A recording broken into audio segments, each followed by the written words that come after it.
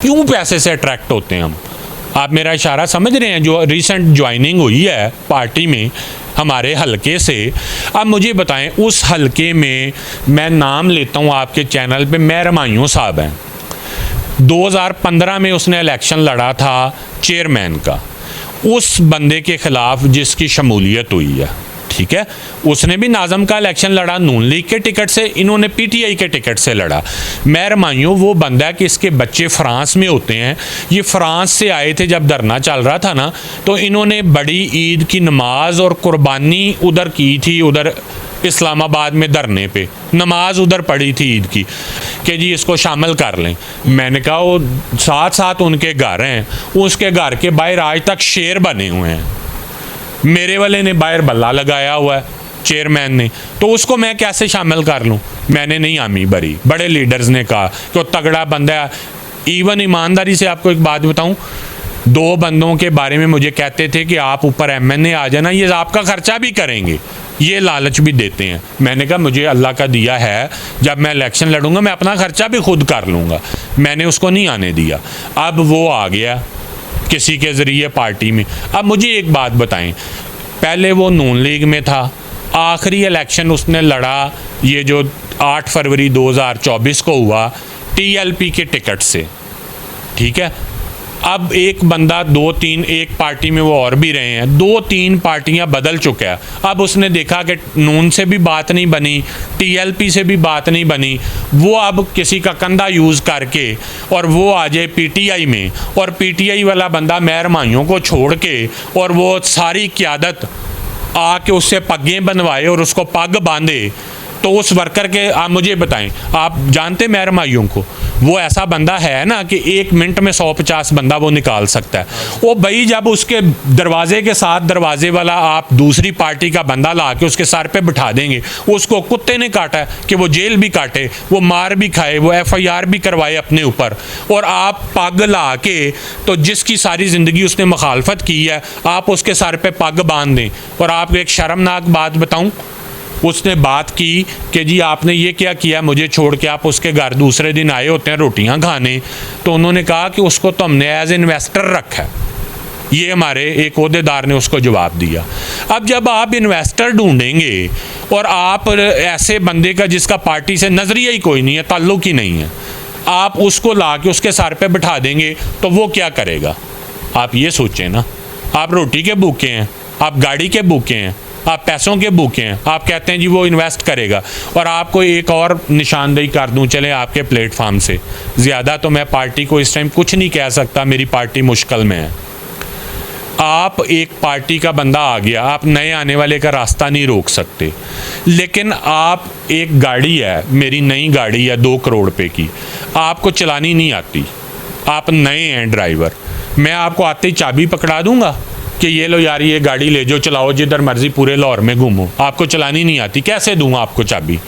मेरी चीज़ है ना, कैसे आपको चाबी पकड़ा दूं? हाँ, आपको साथ बैठा सकता हूँ 2 करोड़ की गाड़ी में कि यार आ जाओ मेरे साथ, अगली सीट पे बैठ जाओ या पिछली सीटों पे बैठ जाओ, ऐसे ही करूँगा ना। अकल का तकाजा तो यही कहता है। वो बंदा आज शामिल हुआ पार्टी में, दूसरी पार्टी से नून लीग का टिकट होल्डर है, आज भी उसके घर के बाहर शेर लगे हैं, हल्के में शेर की फ्लैक्सें हैं, इलेक्शन वो लड़ता है टीएलपी से। आप उसका नोटिफिकेशन लाहौर का पता क्या करते हैं? Chief organiser Lahore.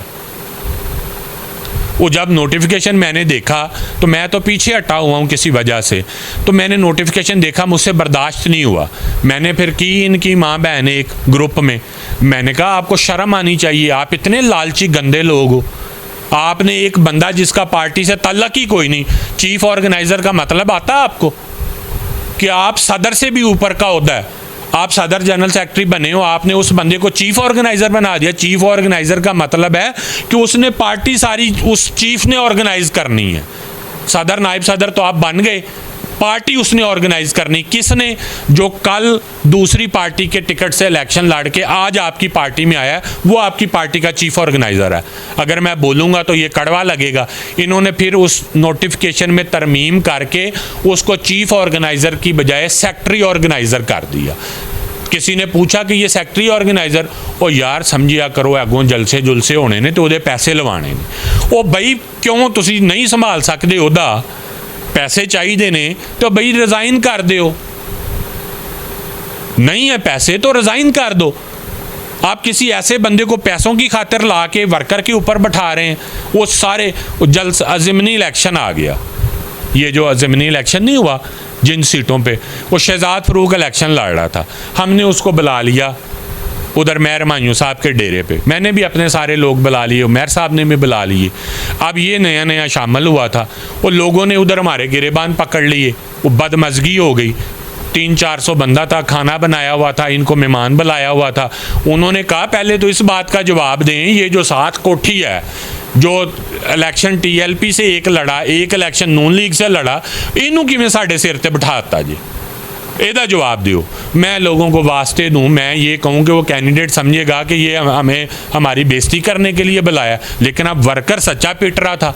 वो कहता कल तक जिनके खिलाफ आप हमें लेके हमसे वोट डलवाते थे, आज उनके नारे मारें, नहीं मारेंगे नारे। क्यों मारे वर्कर उसके नारे? इस टाइम पे आपको ज़रूरत है? इमरान खान का नाम बेचा आपने।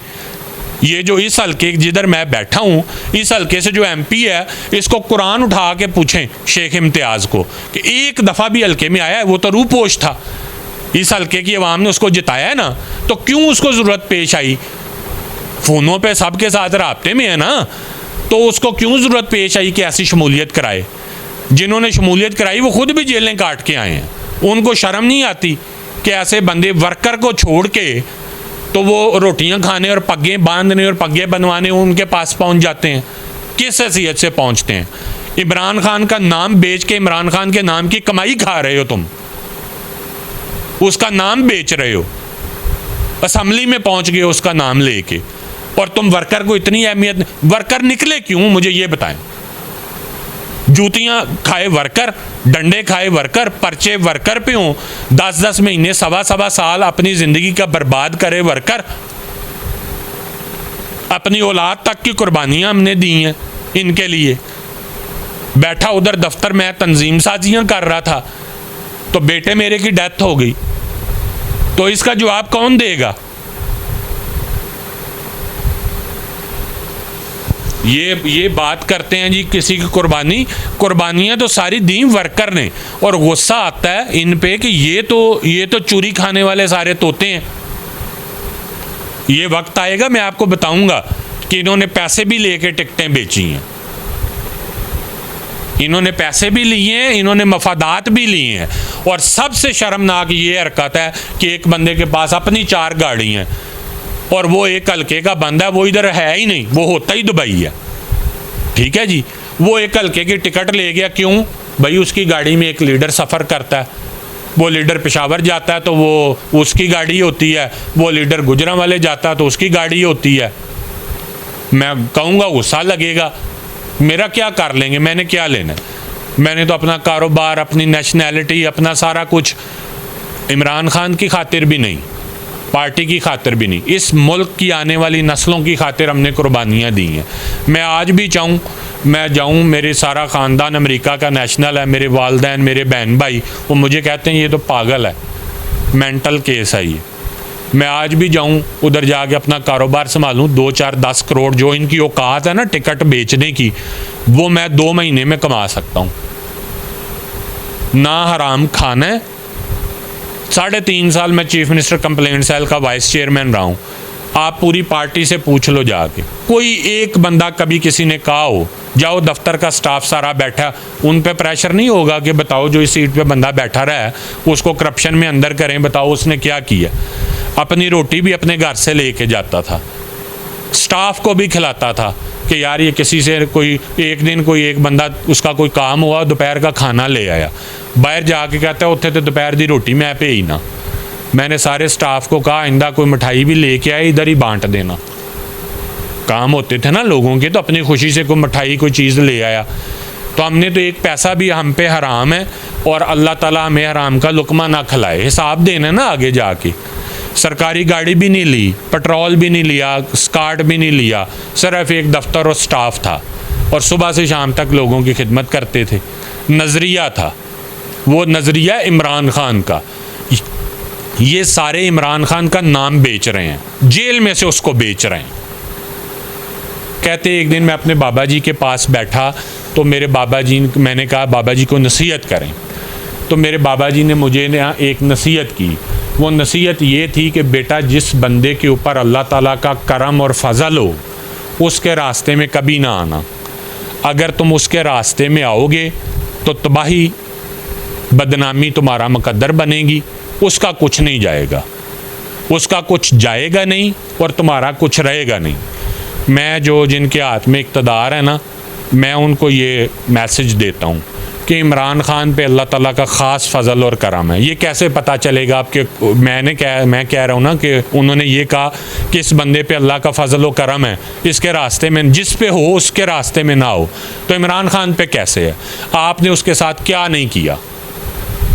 जेल में डाल दिया, उसका घर तोड़ दिया, उसकी बीवी को अरेस्ट कर लिया, उसकी पार्टी से उसका निशान वापस ले लिया, आपने उसको कहीं का नहीं छोड़ा, कोई बेहुदा तरीन केस बना दिए, लेकिन उसका कुछ नहीं गया ना। वो जेल में भी इतना मकबूल है कि आपको फॉर्म 47 बनाना पड़े, ऐसे ही है। तो इसका मतलब है कि अल्लाह ताला का कोई उसकी किसी नेकी की वजह से, उसमें भी बहुत गलतियां होंगी, लेकिन उसकी किसी एक नेकी की वजह से अल्लाह ताला उस पर इतना राज़ी है कि उसको गोलियां मारी, बच गया। जुडिशल कम्प्लेक्स पूरी पुलिस ने उसको घेरा हुआ था, मामलात थे, उधर भी बच गया। अल्लाह ताला ने उसको ज़िंदगी भी नहीं दी बहुत दफ़ा। फिर आपने उसको जेल में बंद करके हर बाज मा लिया, उसकी पार्टी तोड़ दी, निशान वापस ले लिया, हर जुल्म उसके साथ किया, लेकिन वो उसका ग्राफ बुलंद होता जा रहा है और उसकी वजह से आपका और आपके जो मुतल्लिका लोग हैं उनका ग्राफ नीचे आता जा रहा है। तो मैं आपसे रिक्वेस्ट करता हूँ, आप इस मेरी बात पे ज़रूर सोचें। वो डील नहीं करेगा लेकिन बात वो ज़रूर करेगा, उसके साथ बात करके कौम की जान इन चोरों डाकुओं से छुड़वाएं। अल्लाह ताला उसको इज़्ज़त देने वाला है, उसकी इज़्ज़त का रास्ता कोई नहीं रोक सकता। आप भी रोकने की कोशिश ना करें, आपने बहुत कोशिश करके देख ली। उसके केसों का मैं ये नहीं कहता कि उसको खुलेआम सरेआम माफ़ी दे दें जिस तरह ये दूसरों ने कराए। मेरिट पे फैसला होना दें, सारे केस तो ख़त्म हो गए, बेहुदा तरीन इद्दत का केस रह गया। हर बंदे की जो ये घर है, चादर चार दीवारी है, ये भी इज़्ज़त ही होती है ना। तो जैसे एक आम बंदे का घर है ना, आप हुक्म है, कुरान हदीस से साबित है कि 3 दफ़ा आप बेल दें, पहले 1 दफ़ा दें, जवाब ना आए, दूसरी दफ़ा दें, तीसरी दफ़ा दें तो ना जवाब आए तो वापस चले जाएं, किसी के घर में बगैर इजाज़त के दाखिल ना हो। तो आप जैसे कोर कमांडर हाउस इज़्ज़त का घर है ना, वो भी किसी का, कोर कमांडर तो वो बाद में, पहले वो एक घर है, उस घर के अंदर जो गया है उसको आप सज़ा दें उस कानून के मुताबिक। जो बाहर रहे हैं बेचारे पुरअमन एहतजाज, उनका तो कोई कसूर नहीं, उनको तो छोड़ें। दूसरी बात, जैसे उस घर की इज़्ज़त और अज़मत है ना, एहतराम वाजिब है, इसी तरह इमरान ख़ान के घर का भी तो एहतराम वाजिब था ना। इमरान ख़ान जब यहाँ से लाहौर पेशी के लिए गया तो वापस भी तो आना था। उसके घर जिस तरह पुलिस ने तोड़ फोड़ की, अंदर चले गए, उसके बेटों की तस्वीरें, पेंटिंग्स, उसके कुत्तों के बिस्कुट तक तो खा गए थे आप लोग। तो उसके घर की भी तो कोई इज़्ज़त एहतराम था। या उसके बाद जिन ख़वातीन के घरों में गई है पुलिस और जिन वर्कर्स के घरों में आधी रातों को जाके आपने तोड़ फोड़ की है, वो भी तो घर हैं, मुसलमान ही थे वो क्या हैं वो लोग? मैं ये नहीं कहता कि छोड़ दें सबको, मैं ये कहता हूँ जिसकी जितनी सज़ा है, जिसने जितना जुर्म किया है उसको उतनी सज़ा दो। सीनियर रहनुमा चौधरी उबैदुर रहमान हमारे साथ मौजूद थे। बातें आपने सुनी, जो ऑब्ज़र्वेशन हुई उनका मैं चाहूँगा थोड़ा सा खुलासा आपके सामने रखूँ, क्योंकि बड़ा ज़रूरी है।